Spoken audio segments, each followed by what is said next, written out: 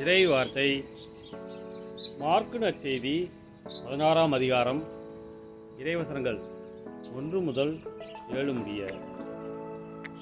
ஓய்வு நாள் முடிந்ததும் மகதலா மரியா, யாக்கோப்பின் தாய் மரியா, சலோமி ஆகியோர் அவரது உடலில் பூசுவதற்கென்று நறுமணப் பொருட்கள் வாங்கினர். வாரத்தின் முதல் நாள் காலையிலேயே கதிரவன் எழும் வேளையில் அவர்கள் கல்லறைக்கு சென்றார்கள்.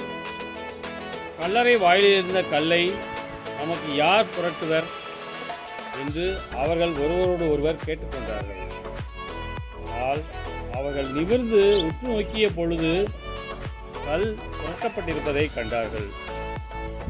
அது பெரியதொரு கல்.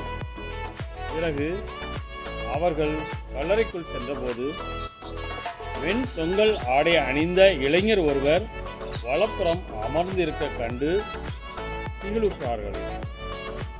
அவர் அவளிடம், திகிலுற வேண்டாம், சிலுவையில் அறையப்பட்ட நாசரேத்து இயேசுவை தேடுகிறீர்கள்.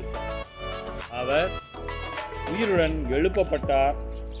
அவர் இங்கே இல்லை. இதோ அவரை வைத்த இடம். நீங்கள் புறப்பட்டு செல்லுங்கள்.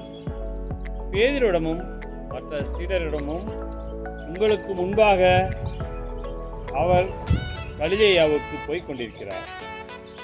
அவர் உங்களுக்கு சொன்னது போலவே அவரை அங்கே காண்பீர்கள் என சொல்லுங்கள் என்றார். கிறிஸ்துவின் நற்செய்தி.